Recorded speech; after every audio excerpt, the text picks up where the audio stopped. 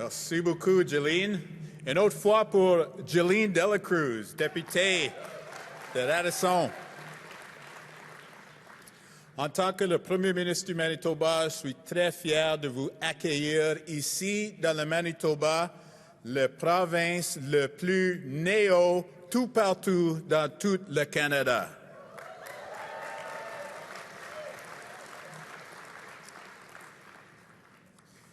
Earlier today, I wrote a letter to the Prime Minister telling him to take action to stop the war in Iran.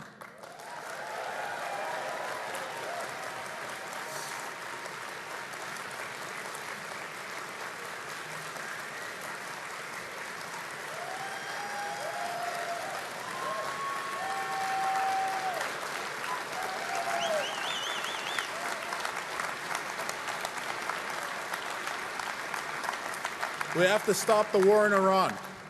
It is causing a lot of suffering overseas.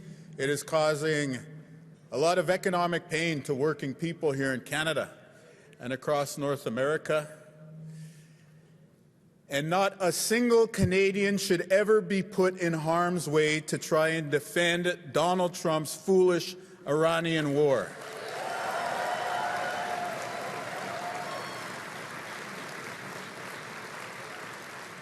And I'll go a step further, and I'll say no American either.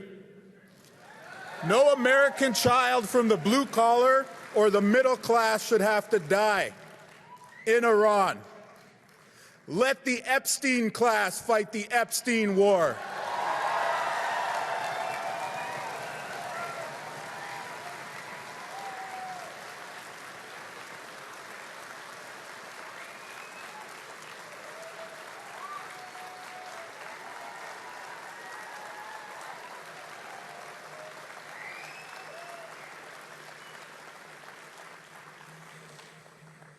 Well, it's good to see a room full of New Democrats.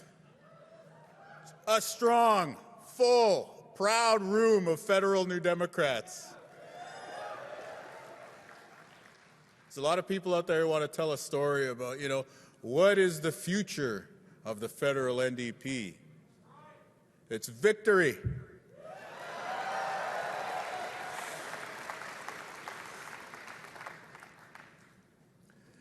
We're in a time where people are asking about how do we defend Canada? How do we make Canada strong? And I'll tell you what, in order for us to have a strong Canada, we need a strong federal NDP.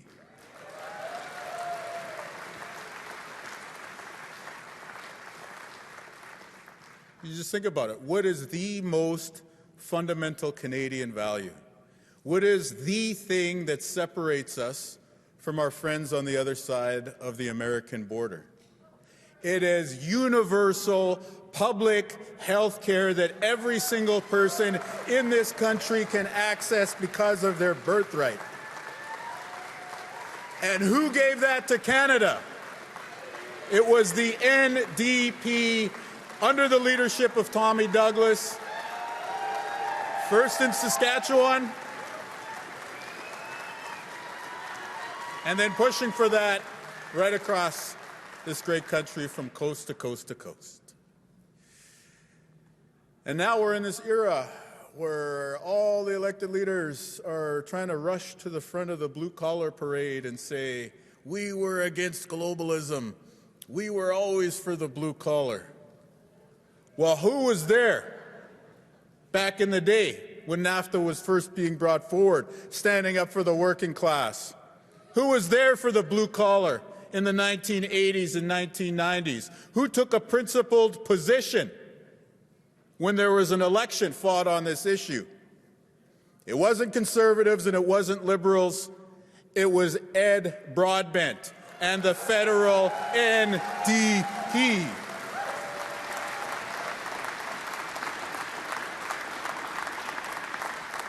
And after Ed, we had Audrey McLaughlin, who broke down that gender barrier.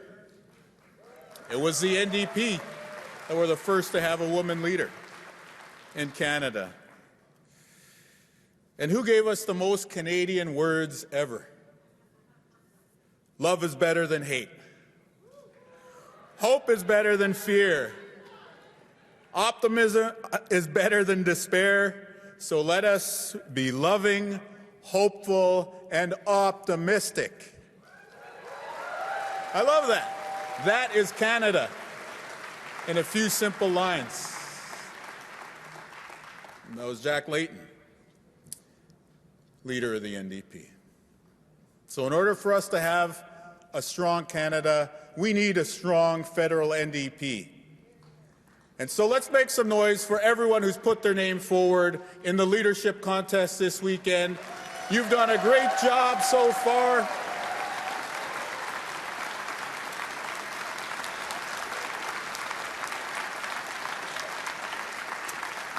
And most importantly, coming out of this convention, we are going to emerge united as a strong voice for the average Canadian out there. Et puis, ce travail commence dimanche. Ça continue lundi. Here in Manitoba, we've been able to do a lot of great things with MLAs like Jolene Delacruz, who you met here, with our Deputy Premier, Uzoma Asaguera, as the Minister of Health, Minister Nahanni Fontaine in Families, Adrian Sala in Finance. This week, we brought forward a progressive budget that is not only the most progressive budget in all of Canada, we also had the lowest deficit number anywhere in the country, showing that Manitobans had good reason to vote NDP, because the NDP can deliver for you and we can govern well. And that has to be our goal. And so we've done a lot of things for working people. We've made life more affordable. We've taken action to create jobs. We've also made it easier to join a union and join the middle class by having automatic card check certification at 50% plus one.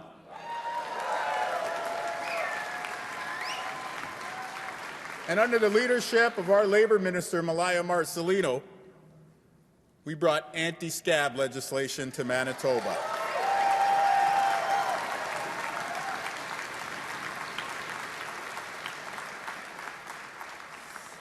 A lot of the consultants and political experts we work with are like, it's very important you say replacement workers. This is a ban on replacement workers. But you know what? My mom said scab in the 80s, so it's anti-scab legislation in Manitoba, and we have the strongest anti-scab legislation anywhere in the entire country, including compared to the federal level.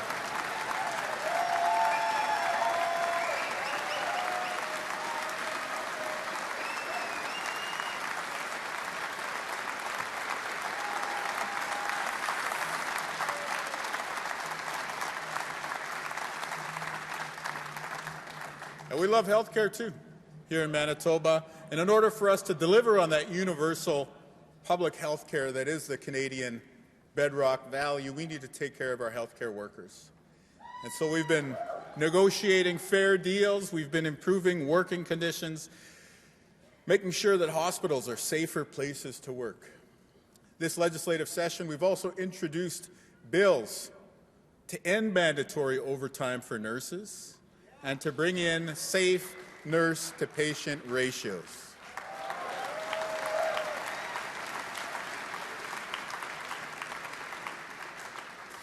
You know, the cost of living is top of mind for everybody. You talk to any working person, they'll tell you how hard it is to make a living these days. And so we've been there every step of the way. Every budget that we've brought in has been about making life more affordable.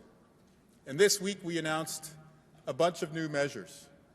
We're taking action at the grocery store. We've removed the provincial taxes on all food and drinks from the grocery store.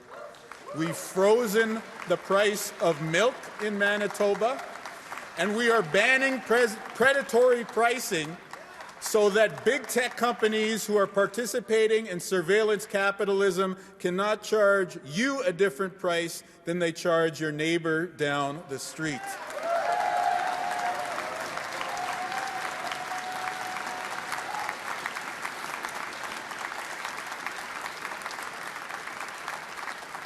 And we also made transit free in Manitoba for all children and youth.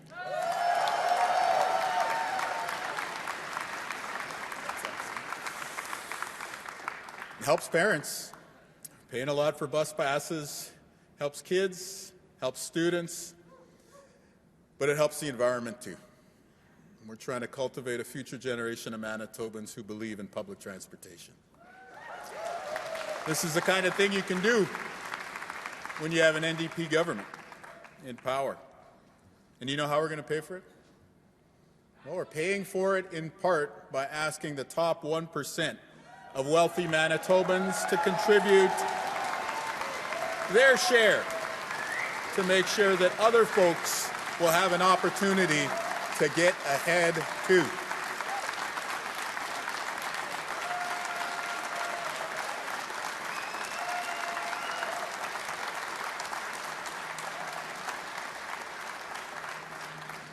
And these are things that are popular with New Democrats, but these are things that are popular with any Canadian, any Manitoban. Help with the cost of living, improvements to health care. That makes sense for everybody. But here in Manitoba, we've also been able to do things to help the progressive heart sing. When we were coming into government, our opposition, the government of the day, made a very racist attack campaigning against searching the landfill for Indigenous women here in Manitoba. But I want to give credit to the good people of Manitoba who saw right through the wedge politics and the dog whistle, and they rejected that, and they said, no, we are one province, and when people go missing here in Manitoba, we go looking. And so we searched the landfill, and we brought Mercedes Myron and Morgan Harris home.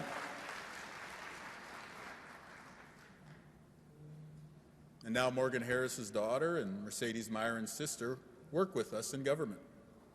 This is how you create new generations of New Democrats.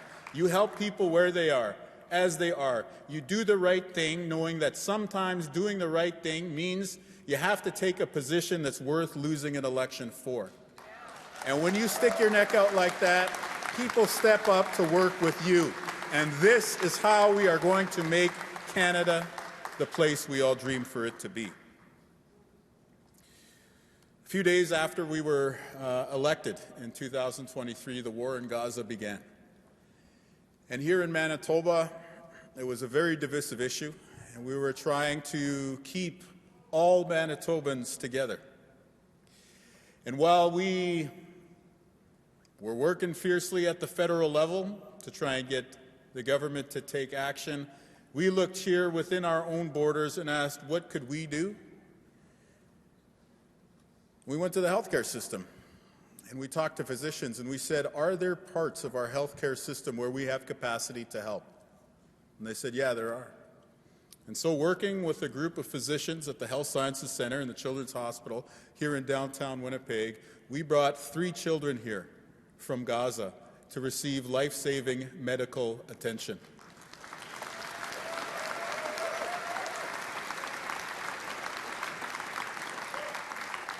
And we did this with the knowledge that there'd be media scrutiny and potentially people on socials who are trying to make it controversial.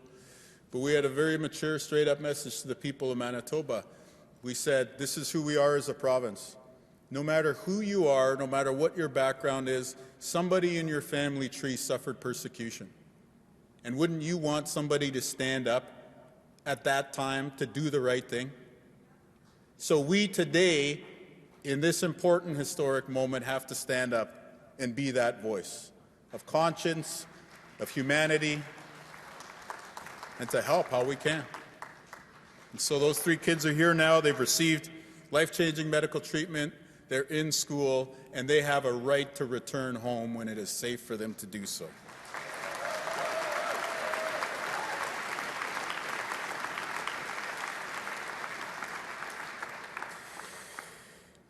And so this is why winning matters. It's important to be the conscience of Parliament. I don't want to diminish that. That is very, very important. It's important to be the progressive voice on the national political scene. That's really important too. But here in Manitoba, we are showing you why winning matters. You can have a progressive economy, you can have better health care, you can stand up beyond the borders of a province of 1.5 million people and say this is who we are as Canadians and this is what Canada needs to do on the international scene.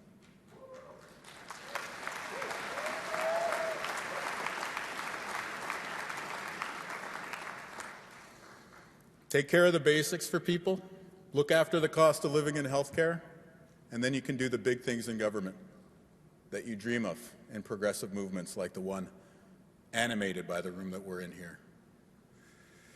So the leadership candidates,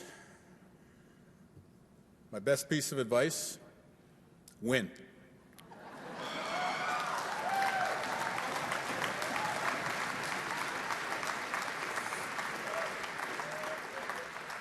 It's way better than the alternative. Here in Manitoba, that is the expectation, right? When I became leader of the Manitoba NDP at a convention like this one, in this very convention center in 2017, I walked off stage left. A guy from Swan River in northwestern Manitoba grabbed my hand and he said, "Wab, every single NDP leader in Manitoba since Ed Schreier 50 years ago has gone on to become Premier, and that's what we expect from you." And then he let go of my hand and he walked away. That is the ambition that the federal NDP needs.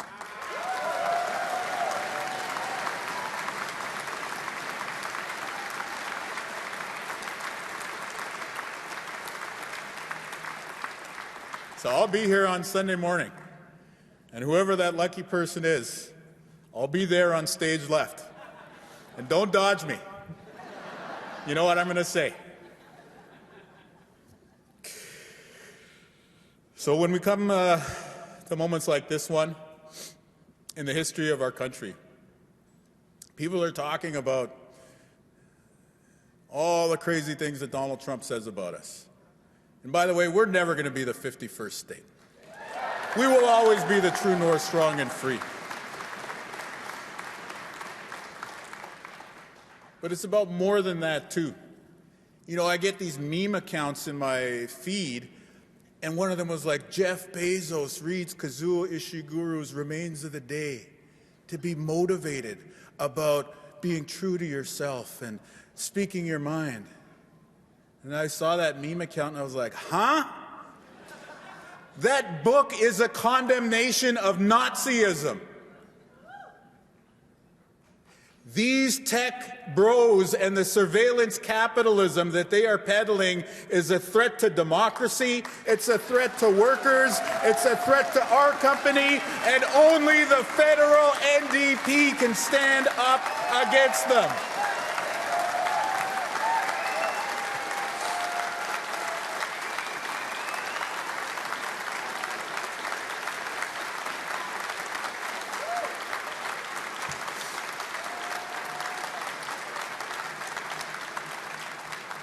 Et puis, la prochaine chef de l'NPD, faut parler français. Il y a un mensonge que les souverainistes disent au Québec, que c'est seulement les Québécois et Québécoises qui parlent français dans l'Amérique du Nord. Mais viens ici, aux provinces de Louis-Riel, il y a beaucoup de francophones. Et nous vous accueillons dans l'ouest du Canada. Il y a un espace pour les Québécois et Québécoises ici dans un Canada uni. Et il faut avoir un NPD capable de rejoindre avec le public dans cette province très importante, le Québec. Vive le Canada!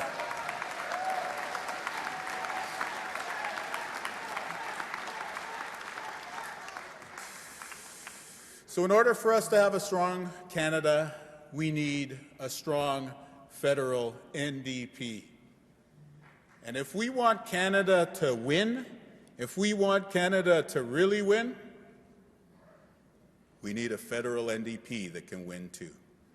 Miigwech, merci. Thank you very much.